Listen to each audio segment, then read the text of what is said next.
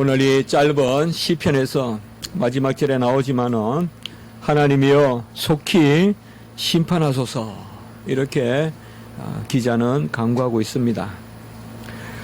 우리가 하나님이여 은혜를 베풀어 주시옵소서, 나를 살펴주시옵소서, 인도하시옵소서, 이런 것은 시간을 다투고 또 그러한 갈급함으로 하나님께 구할 때가 많이 있습니다. 하나님이 우리를 진정 붙들어 주시고 진정 은혜 가운데 인도해 주십사 하는 그 간구가 우리 안에 많이 있습니다. 그러나 오늘 여기에 시편과 같이 속히 세상을 심판하소서라는 이러한 간구는 우리가 그렇게 자주 생각하기 어렵습니다. 왜냐하면 우리가 세상을 심판해 달라는 것은 전제가 뭐겠어요? 나는 피하게 해주시고, 나는 소돔과 고모라에 유황에 불이 내리더라도 종은 피하게 해주시고 나머지 세상을 심판해 주시옵소서. 원수들의 목전에서 상을 베풀어 주시옵소서. 그런 의미로 심판을 이야기할 것입니다. 아주 다급한 가운데서 그리고 전적으로 의뢰하는 심정이 아니면 세상을 심판해 달라고 말하는 것은 여러모로 우리가 쉽게 구할 수 없는 그런 부분이라고 할 것입니다. 하나님은 모든 사람에게 하나님을 알만한 지식을 주셨다. 그래서 우리가 일반 계시다, 또 일반 은총이다, 이런 이야기들을 많이 하죠. 그래서 하나님을 알만한 지식과 또 종교의 씨앗, 그리고 양심, 이런 것을 우리에게 주셨다 해서 우리가 기억하고 또 새기고 있습니다. 하나님을 알만한 지식과 종교의 씨앗은 좀 더 하나님의 존재에 대한 그런 의식을 우리에게 주셨다. 그리고 양심을 주셨다는 것은 선악, 시비, 정사를 분별하는 그러한 판단력을 우리 심령 가운데 새겨주셨는데, 하나님의 법정이 우리 안에 있어서, 우리 내 안에 있어서, 우리 마음 안에 있어서 우리가 많은 것들을 우리 이 법정 안에서 심판을 하는 그러한 양심을 하나님께서 모든 사람에게 주셨다는 것입니다.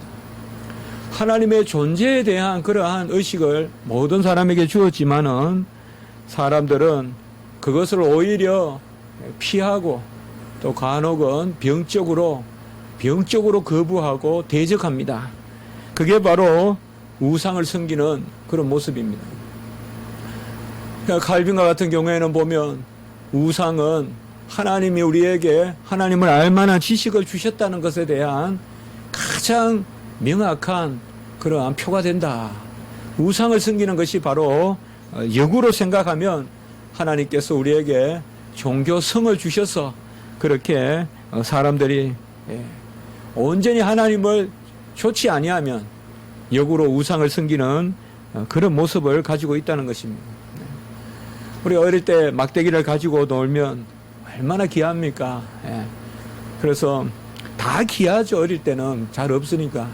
그래서 반질반질한 막대기가 있으면 그거 가지고 칼도 되고 총도 되고, 그리고 그거 가지고 놀죠. 요새는 무슨 장난감이 많지만은 그때 뭐가 있습니까? 기껏해야 고무줄, 집에 옷이라도 뭐 깊고 남은 천 이런 거 가지고 그냥 노는 게 다반사인데, 그 어릴 때 큰 막대기 가지고 놀다가 그걸 콕콕 찌른단 말이에요, 사람을. 그냥 놀기만 하면 되는데 그걸 이제 나쁘게 사용하죠. 사람에게 보면 아주 어릴 때 보면 아이가 찔러요. 그게 이제 보면 어떤 선천적 재성이라고 볼 수 있어요. 물론 얼마나 상대가 고통스러운가 이런 걸 헤아릴 줄 몰라서 아이들은 아직 인지 능력이 부족하기 때문에 그렇다고 볼 수도 있지만, 동물이라고 다 찌르는 건 아니잖아요. 동물은 인지 능력이 없다고 해서 무조건 찌르는 건 아닌데, 인간은 손에 뭘 들려주면 뭔가 찌르려는 본능이 있어요, 보면. 그래서 찌르고 던져주면 던지고 뭔가 보존하기보다 그냥 그러려니 하고 넘어가면 되지만은 그렇게 볼 수도 있어요. 다 불을 좋아합니다만은 어릴 때 불장난을 하고 그런데 이 불을 가지고 우리 인간은 결국은 핵무기도 만들고 본래 불이 핵무기 다 불 아닙니까 불. 요한계시록도 불이라고 하면 뭐 핵무기 이런 것도 많이 생각하고 그렇게 하는데 불심판이라면 이 사람들은 그렇습니다. 선한 것을 주었을 때 그것을 가지고 악용하고 양심을 주었는데 그것을 가지고 온전히 판단하지 아니하고 오히려 왜곡되게 판단한다는 것입니다. 하나님이 주신 빠른 발을 가지고 남을 죽이기에 급하게 쫓아다니고 하나님이 주신 아름다운 입술을 가지고 축복하지 아니하고 저주하기에 아주 한 시간에 그냥 수천 번을 혀를 움직여서 남을 저주하는 이것이 바로 우리 인간의 모습이다.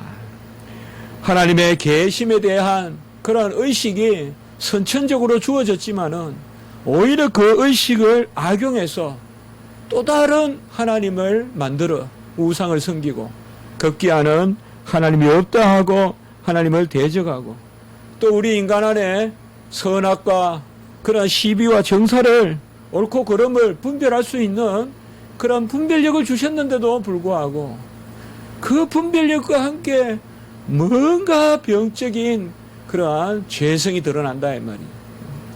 항상 뭐를 분별하는데 그 분별이 항상 그래서 옛날 철학자들이 과연 사람이 알면 선을 행하느냐 악을 행하느냐. 키케로 같은 사람은 알면 선을 행할 거라고 생각했고 세네카 같은 사람은 하도 자기 스승 자기가 가르친 네로를 봐서 그런지 네로가 똑똑했거든요. 알면 알수록 더 죄를 짓는다고 생각했고 세네카 같은 경우는 그런 경우입니다. 하나님이 우리 안에 선악에 대한 분별력을 주셔서 이제 하나님의 판단을 의식하게 했는데 사람들은 이 하나님의 판단을 두려워하거나 끝내는 이것을 왜곡시킵니다. 여러분 시한부 종말론자들이 있죠. 언제나 있습니다. 제가 단언컨대 또 한국 교회는 시한부 종말론이 많이 나올 겁니다. 왜요? 시한부 종말론은 주기적으로 나타나요. 기독교 역사에 보면 없어질만 하면 또 나타나고 없어질만 하면 또 나타나고 지금 구원파나 이런 데도 다 시한부 종말론을 가지고 있어요. 그러니 사람들이 그냥 맹종을 하는 거예요. 맹종을 하는 거예요. 주의 종이다 그러고 맹종하고 무슨 그 입에서 큰 말세의 진리라도 나올 줄 알고 따라다니고 그렇게 하는 거거든요. 하나님이 판단력을 주셨는데 그 판단을 그릇 사용해서 하나님의 판단을 즐거워해야 되는데 오늘 마지막 절에 보면 세상을 심판하소서 이것은 하나님의 판단을 구하는 시편 기자의 모습이에요. 아버지, 엄마, 어머니 이것 좀 어떻게 판단해 주세요. 이럴 때 자식들은 온전한 거예요. 어머니, 아버지 이거 어떻게 생각하세요? 이렇게 물을 때 그 자식들은 그것은 아주 온전한 거예요. 우리가 하나님의 판단을 의지할 때 그때 우리는 진정한 평화가 있는 거예요. 여러분 저도 살면서 많은 그런 경험을 못 해봤지만 말년에 그냥 이제 아버지가 또 힘을 쓸 수도 없고 움직이실 수도 없고 거의 그 정도 연령이 되셨을 때 그냥 다 순종하자 쫓아가보자 그런 마음이 있으니까 평화가 있더라고요. 평화가 있더라고요. 하나님의 판단에 맡기는 오늘 8절에 보면 하나님이여 일어나사 세상을 심판하소서 이러한 마음과 시한부 종말론자들이 말하는 이단들이 말하는 언제 몇 월 며칠 날 하나님이 오신다라고 하는 것은 틀린 이야기입니다. 제가 한 가지만 여러분께 여쭤볼게요. 시한부 종말론자들이 예수님이 오시기를 바라는 사람들일까요? 두려워하는 사람들일까요? 그럼 답이 나오겠죠, 여러분들. 시한부 종말론자들은 다 하나님의 판단을 두려워하는 사람들이에요. 그 두려움을 이용해서 이단이 흥행하고, 그 두려움 때문에 사람들이 집도 버리고 자식도 버리고 다 모여서 결국 몇 월 며칠 날 예수님이 온다고 모여 있지만은 예수님의 판단, 예수님이 오시기를 바라는 사람이 아니에요. 진짜 예수님이 오시기를 바라고 아멘 주 예수여 어시 오셔서라고 바라는 우리들은 심판을 두려워하지 않아요. 그렇기 때문에 무슨 시한부 종말론이니 그런 것에 얽맬 필요가 없어요. 시한부 종말론이 스스로 비성경적임을 드러내는 거예요. 비성경적임. 결국은 하나님을 만나고 주님을 만나고 싶은 마음이 아니라 주님을 두려워하면서 주님이 오신다고 기다린다고 하니 이런 모순이 어디 있어요. 진정 우리는 예수님을 기다리고 찾는 것입니다. 하나님의 심판, 이것은 바로 판단에 그치는 것이 아니라 완성입니다.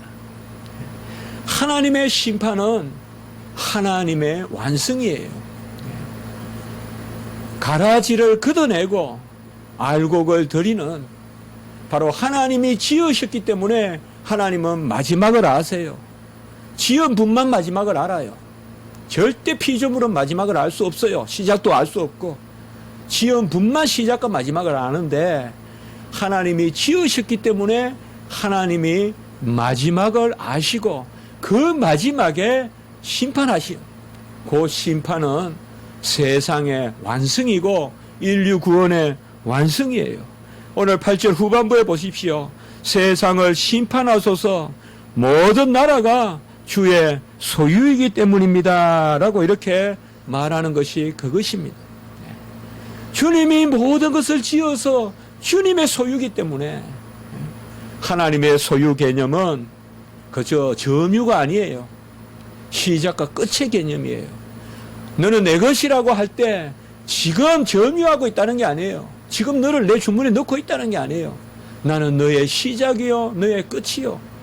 바로 이 세상에 조물주기 때문에 그 조물주가 세상에 오셔서 심판하신다. 그래서 우리가 심판을 대망하는 것은 곧 종말을 대망하는 것이요, 심판은 곧 완성으로서의 끝을 의미합니다. 그렇기 때문에 심판은 우리에게 있어서 큰 위로가 되는 것입니다. 오늘 3절에 보면 가난한 자와 고아를 위하여 판단하시며 곤란한 자와 빈궁한 자에게 공의를 베풀시며, 바로 심판을 통하여서 하나님께서 주의 백성의 이러한 어려움을 살펴주시고, 그리고 하나님 편에 모든 것을 맡겨드리는, 그래서 하나님이 끝내 공의를 베푸시는, 어렵게 행하시는 그 일을 오늘 시편 기자는 강구하고 있는 것입니다. 가난한 자, 고아가 왜 이렇게 나오겠습니까? 세상에서는 가난한 자와 고아는 온전한 심판을 받지 못합니다. 여러분, 우리나라의 법 집행이 잘 되고 있을까요? 미국의 법 집행이 잘 되고 있을까요? 법은 누가 뭐라 그래도 우리가 생각하는 이상으로 편파적이에요. 저도 법을 배웠지만 법은 편파적이에요. 정말 사회적 약자가 정의로운 법의 심판을 받는 것은 정말 어려운 일이에요.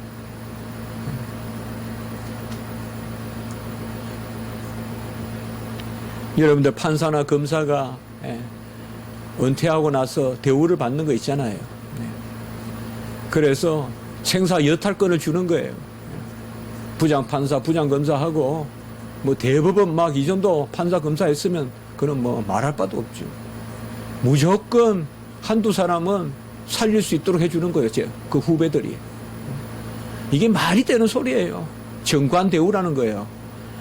말이 되는 소리예요. 이게 21세기 민주주의에 있을 수 있는 일이에요. 그러나 버젓이 있는 거예요, 이게. 버젓이 있어요.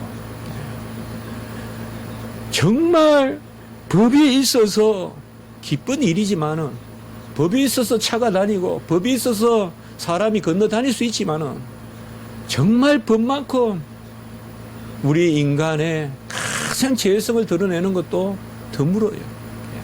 법만큼.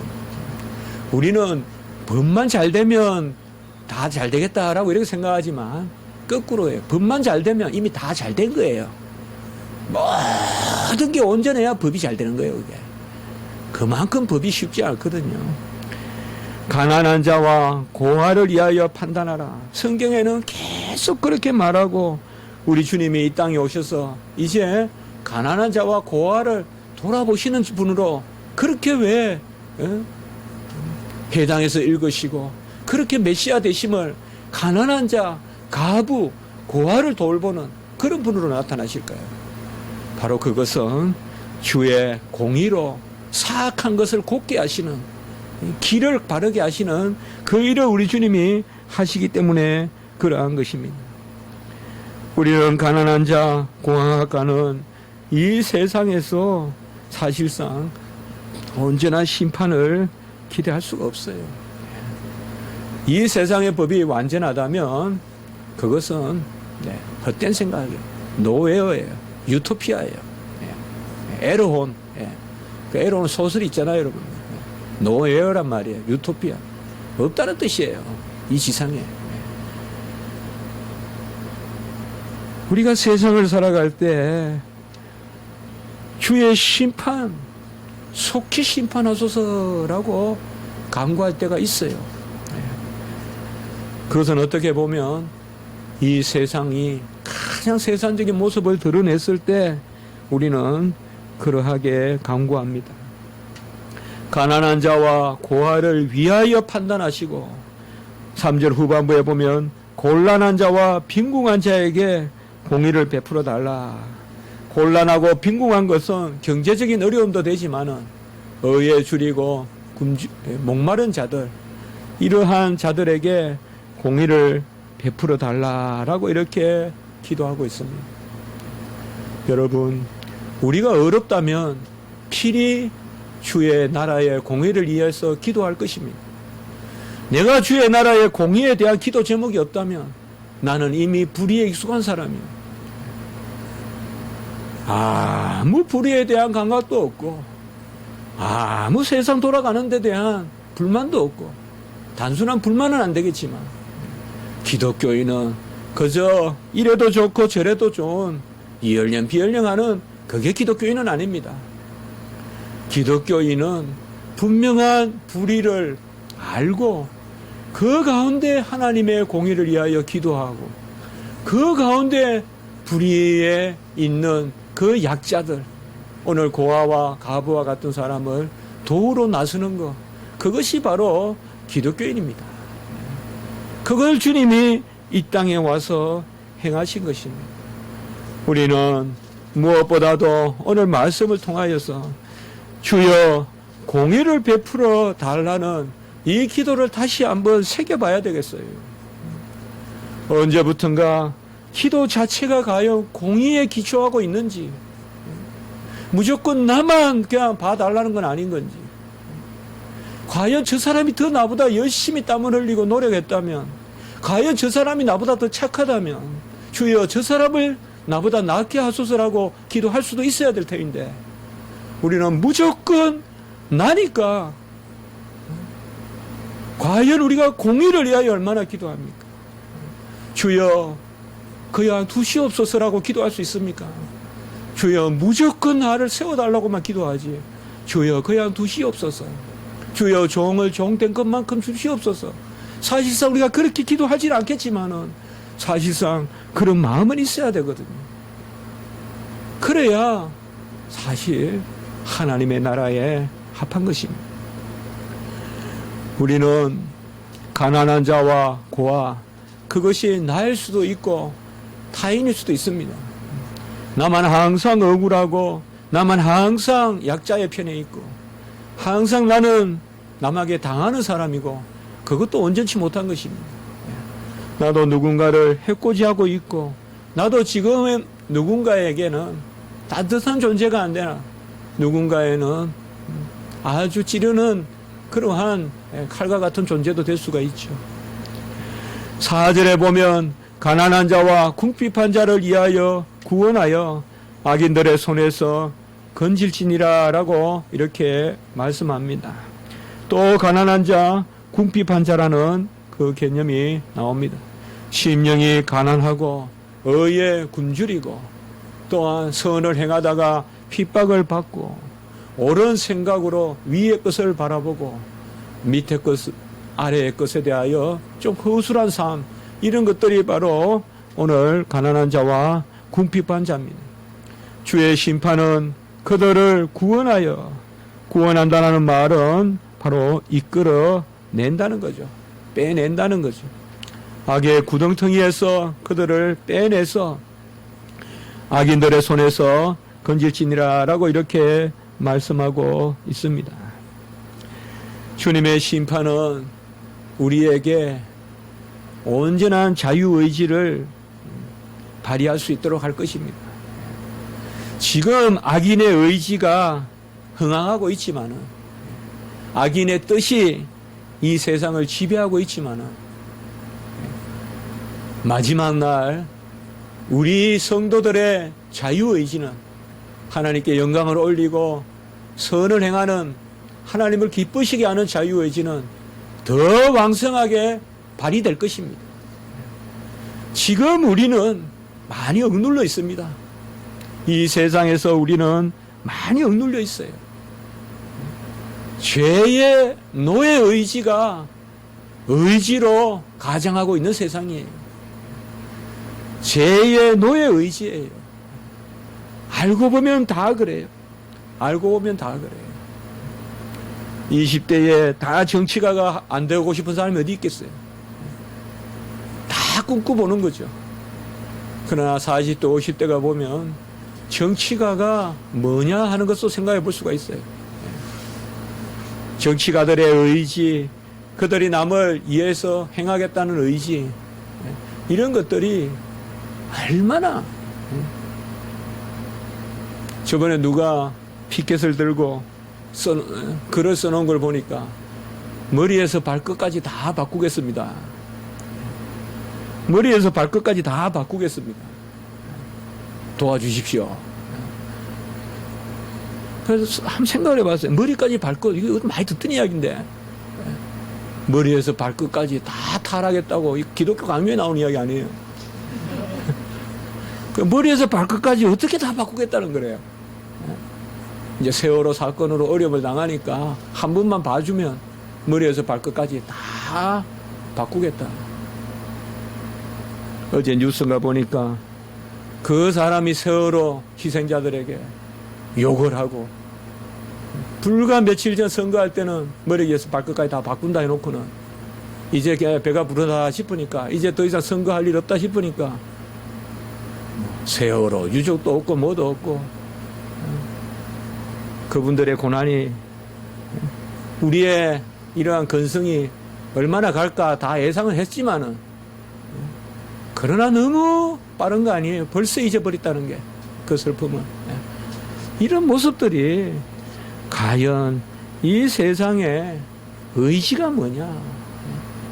우리 여기에 젊은이들도 계시고 또 우리 성도님들이 정말 의지, 선에 대한 의지, 철학자들도 선에 대한 의지를 많이 이야기하지만은 우리는 두 가지예요. 하나님의 판단에 맡기는 그 의지를 가져야 돼요. 구하기 전에 하나님의 판단에 맡기는 그 의지가 있어야 돼요. 하나님이 옳다 하면 옳은 것으로 알고, 하나님이 그릇되다 하면 그릇된 것으로 아는, 그것이 어떻게 보면 우리의 궁핍이에요. 그게 고하고 그게 가부고 그게 궁핍이고 그게 환난일 수 있어요. 그렇지만은 그것을 그치지 않고는 자유의지로 나가지 않습니다. 먼저 하나님께 판단을 구하지 않고는 진정한 자유인이 될 수 없다 이 말이죠. 세상의 판단을 구하고 어떻게 우리가 자유인으로 살 수 있겠느냐. 세상에 좀 유리하면, 어떤 정파의 이익이나 어떤 그런 게 있으면 그냥 싹 몰두하다가 또 싹 버립니다. 먼저 하나님께 판단을 구하고, 그리고 내가 내 의지를 발동하여 나아갈 때 그 4절에 악인들의 손에서 건진다는 게 뭐예요? 자유하게 된다는 거예요. 어쨌든 우리 성도들은 악인들의 도구가 돼서는 안 돼요, 여러분. 죄의 도구가 돼서는 안 돼요, 여러분들. 절대 그런 길 서지 마세요. 황금이 보이더라도 그 길에 가지 마세요. 절대 가지 마세요. 남편이 가거든 말리고 아내가 가거든 말리세요. 절대 그런 길에 서면 안 돼요. 좀 빈궁하더라도 궁핍하더라도 그저 의롭게 살고 하나님 뜻대로 살면 그게 행복한 줄 아셔야지. 그때 하나님이여 속히 심판하소서라는 기도가 나오는 거지. 세상 판단을 그대로 쫓아가면서 내가 하나님의 일을 부를 구하면 어디 예수님이 오기가, 어찌 그 귀한 걸 놔두고 예수님이 오기를 원할 수 있겠어요. 예수님 좀 더 계십시오. 제가 이 땅에서 누릴 게 좀 더 있습니다. 우리는 하나님이 우리에게 판단의 능력을 주셨습니다. 그 판단을 하나님께 맡겨야 돼요.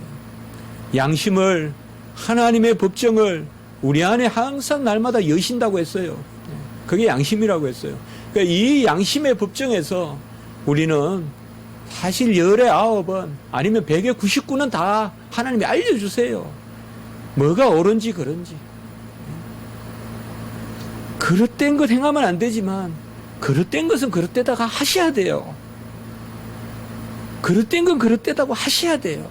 아무리 내가 습관적으로 하더라도 그릇된 것은 그릇되다고 하셔야 돼요. 물 먹듯이 하는 일이라도 잘못된 것은 잘못됐다고 해야 돼요. 내가 항상 감사하지 말고 입에 불평이 하루 종일 수천 번 내 입에서 불평이 떠나지 않더라도 불평을 해서 안 되는 거예요. 내가 한다고 버릇같이 한다고 용서되는 건 아니에요. 하나님 앞에서 올바른, 우리가 사는 소망이 뭐예요? 일주일에 얼마나 많은 죄를 지었겠어요. 얼마나 많은 헛생각을 했고 얼마나 많은, 우리가 아니요라고 말하지만은 하나님이 계시다는 것을 우리가 얼마나 특별히 철저히 인정했겠어요. 많은 경우에 하나님이 안 계신 것이 살은 적도 있지 않겠어요. 그것도 우리가 얼마나 잘못된 일이에요. 그러나 그런 것들에 민감하게 하나님 앞에 내어놓고 하나님의 판단에 따라서 내가 평화로울 수 있는 것, 이게 사실 어떻게 보면 샬롬의 출발인 거예요. 하나님 앞에 판단을 맡겨야 돼요, 여러분들. 뭐 거창한 일 아니에요. 우리는 피해요, 많이 피한다고요. 판단은 안 맡기고 내가 원하는 것만 달라고 해요. 여기에 큰 계리가 있기 때문에 하나님의 응답이 더디다는 말도 있을 수 있고 하나님이 정반대로 역사하시는 경우도 있는 거죠. 하나님께 판단을 맡겨야 돼요. 오늘 앞부분의 말씀에 보면 하나님은 신들의 모임 가운데 서시고, 그리고 이 신들이란 말이 어찌 성경에 신들이란 말이 나올까요? 6절에 보면 내가 말하기를 너희는 신들이며 다 지존자의 아들들이라 라고 이렇게 했는데요. 여기에 신들은 다른 것이 아니라 바로 하나님이 특별히 세운 판단자들, 통치자들, 재판관들을 뜻한다고 보면 되겠습니다. 그래서 이게 자주 인용되는데 사람도 신들이라고 부르지 않습니까? 그러나 이것은 히브리 어법이지 엘이라는 어법인데요. 이것을 가지고 다신교 그렇게 생각하시면 안 됩니다. 우리도 뭐 보면 우리나라 표현에도 그런 거 있잖아요. 여러 잘하는 사람들에 대한 표현, 그런 표현으로 생각하시면 돼요. 그러니까 하나님은 신들의 모임 가운데, 이것은 뭔가 하면 하나님이 사람들에게, 특별히 재판관들에게 선악을 판단할 수 있는 권한을 위탁했다는 거예요. 그것을 위탁했는데 2절에 보면 불공평한 판단을 하여 악인의 납보기를 언제까지 하겠느냐. 그래서 하나님이 기이한 판단력을 주셔서 대리자로 판단인으로 세우셨는데 불공평한 판단을 한다는 거예요. 그래서 악인의 납보기를 언제까지 하려느냐. 악인의 납보기란 말은 하나님 앞에서 판단하지 않고 악인의 얼굴만 살피면서 판단하는 것을 언제까지 하겠느냐, 이렇게 해석해 볼 수 있겠습니다. 악인이 좋아하는 대로 판단해 주지 마라, 이 말이죠. 하나님이 좋아하신 대로 판단하라는 거죠. 사실 어떻게 보면 우리에게도 다 하나님이 이러한 판단력을 주셨습니다. 요한복음 10장 34절에서 36절에 보면 하나님의 말씀을 맡은 자들을 신이라고 하였거늘, 그런 말씀이 나오죠. 우리 주님이 말씀하셨죠. 그래서 결국 여기 신들이란 말은 판단자, 그리고 요한복음에 예수님의 말씀을 좇으면 신이라는 것은 바로 절대 신을 뜻하는 게 아니라, 또 다른 신을 뜻하는 것이 아니라 우리 사람들 중에 기이하게 세운 사람을 신이라고 불러주는데, 이 신은 누구냐? 요한복음에는 하나님의 말씀을 맡은 사람, 하나님의 말씀을 맡은 사람, 곧 우리가 다 판단자들이에요. 그래서 하나님의 말씀을 가지고 불공평한 판단을 하지 말고 악인의 눈치를 보지 말고 하나님 앞에서 코람되어 판단하라. 이것이 바로 오늘 시편 기자의 말씀인 것입니다. 우리는 우리 자신을 위하여서도 판단하고 남을 위하여서도 판단하는 그런 자리가 많이 있습니다.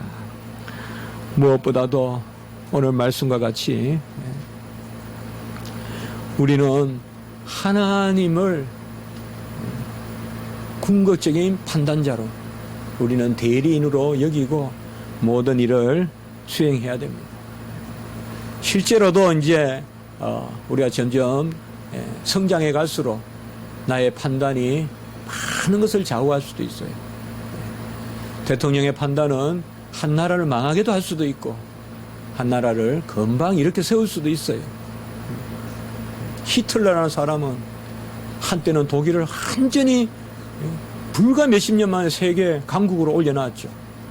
그래서 열강했죠. 그러나 불과 몇십 년 만에 폐허로 만들어버렸죠. 그게 점점 사람들이 이렇게 성장해 가면, 저도 보면 시험지가 매 학기 거의 한 400장이 제의 판단을 기다리고 있어요. 네. 제가 A 하면 A고 B 하면 B고, 어떨 때는 이걸 내가 과연 할 수 있는 일인가, 참 그런 생각을 많이 합니다. 우리는 온전한 판단을 해야 되고, 오늘 5절에 보면 알지도 못하고 깨닫지도 못하며 흑암 중에 왕래하니 땅의 모든 터가 흔들리도다, 이 말은 세상이 한마디로 판단의 혼란을 겪고 있다는 거예요. 여기 말은 흑암 중에 왕래하니, 여기는 지금 모든 판단이 지금 그릇된 세상에 우리가 살고 있다는 거예요. 그 가운데서 터가 흔들린다, 이 말은 하나님이 이제 말세에 그 틀을 흔드시겠다는 거예요. 그야말로 소돔과 고모라예요. 소돔과 고모라예요. 아주 그냥 동성연애가 있고 하나님의 사람들이 나타나도 급탈하려고 덤벼들고, 그래도 다 잘하는 줄 알고 있고 당연한 줄 알고 있고, 죄도 아니고, 그게 바로 5절의 이야기예요. 모든 사람이 흑암에 거하면서 땅에 터가 흔들리는데 7절 8절에 보면 너희는 사람처럼 죽으며 고간의 하나같이 넘어지로다, 이 말은 세상에 속한 사람들을 이야기해요. 악인들은 사람처럼 죽으며, 사람처럼 죽는다는 말은 바로 하나님의 자녀가 아니라 사람의 자녀같이 죽으며, 그겁니다. 바로 인생에 속된 삶을 살다가 죽으며 고간에 하나같이 넘어지리라. 이만은 바로 하루아침에 다 쓰러지듯이 쓰러지리라. 그리고 오늘 8절 말씀이 나오는 것입니다. 오늘 저는 말씀을 통하여서 마지막 절부터 한번 나누어 보았습니다. 우리는 하나님 앞에 판단을 즐거워해야 됩니다. 그 클라이막스가 주님의 재림입니다. 평소에 하나님의 판단을 즐거워할 줄 아는 사람은 아멘 주 예수여 오시옵소서라고 기도할 것입니다.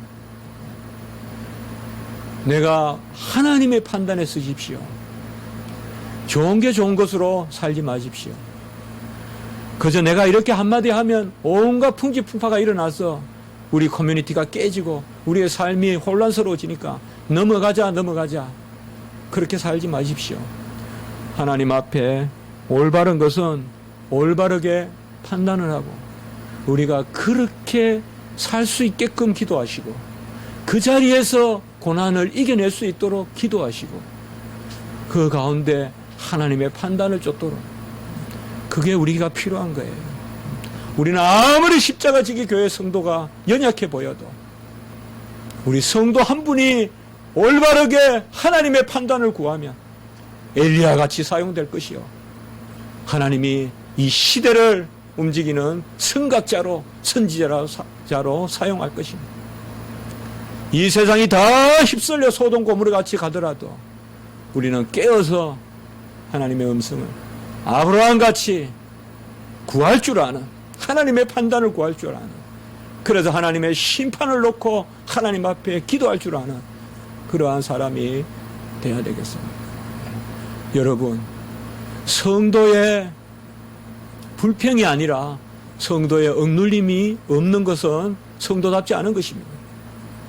불의에 대한 억눌림, 또 세상에 건세 잡은 악한 영에 대한 억눌림이 없다면 오히려 성도답지 않은 것입니다. 그 자체를 불안해하지 마십시오. 아무 부딪힘도 없이 어떻게 모르드게가 있을 것이며 어떻게 에스더가 있겠습니까? 아무 부딪힘도 없이 어찌 다니엘이 있을 것이며 세 친구가 있겠습니까? 하나님의 이 일은 침노하는 자가 얻는 것이고 부딪히는 것입니다. 부딪힐 때 하나님이 세워주실 것입니다. 그러한 하나님의 뜻을 가지고 평소에 하나님의 판단을 구하십시오. 내 생각 내려놓고 하나님 판단을 구하십시오. 하나님 어찌하겠습니까? 거기서부터 출발하십시오. 그러니까 먼저 나를 다 빼십시오. 다. 내 여건, 형편 다 빼내고 하나님 어찌해야 되겠습니까?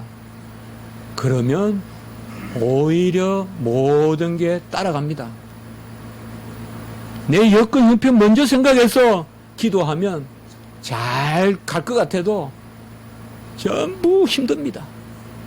이건 제가 많이 살아보면서 경험한 겁니다. 다 내려놓고 하나님이 나에게 본질적으로 원하는 것, 그 에센스, 지금 내가 뭘 하려고 하는 그 에센스, 그걸 가지고 하나님 앞에 내려놓고 나머지는 다 걷어냈어요. 다 걷어냈어요. 형편이든 뭐든 다 걷어내시고 하나님은 분명히 하나님의 자녀를 사용하시는데 왜 지금 이 일을 나에게 맡기시는지 하나님 앞에 기도하시고 그러면 하나님의 판단이 보여요. 그때는 가장 어려운 것 같아도 그 기도를 마치고 돌아보면 살이 붙어요. 돼가요, 일이. 놀랐다니까요. 내 생각으로 될 것 같아도 안 돼요. 하나님의 판단은 우리 인생이 보기에는 미련해 보여요. 무모해 보여요. 그래도 하나님의 판단은 되어가요, 일이. 놀랐다니까요. 우리 인생의 판단은 상당히 지혜로워 보여요. 합리적이에요. 아, 이거 정말 될 듯해요. 안 돼요. 안 돼요. 그렇기 때문에 오늘 우리의 말씀을 기억하면서 종말론적으로 주여 속히 오소서 심판하소서 그러한 종말론적인 대망 그것도 우리에게 있어야 되지만 날마다 주여 오시옵소서라는 마음으로 주여 이 일을 판단하십시오. 우리 오늘 이 시간에 다 내 죄를 즐거운 마음으로 하나님 앞에 내어놓으세요. 내 연약함을 내어놓으세요. 하나님 판단하십시오. 그리고 고치십시오. 그리고 인도하십시오. 그래 하나님께 맡기세요. 괜찮아요. 부족한 거, 연약한 거, 허물, 죄 괜찮아요. 중요한 것은 하나님께 맡기느냐 맡기지 않느냐 그것에 있는 것입니다. 오늘 말씀을 우리가 기억하면서 이러한 은혜가 부족한 종과 여러분들께 임하기를 원하는 것입니다. 한번 기도드리겠습니다. 거룩하고 자비로우신 하나님 아버지, 세상의 판단으로부터 구원하여 하나님의 심판자로 이끄는 그 삶의 도상에 저희들이 있는 줄을 믿습니다.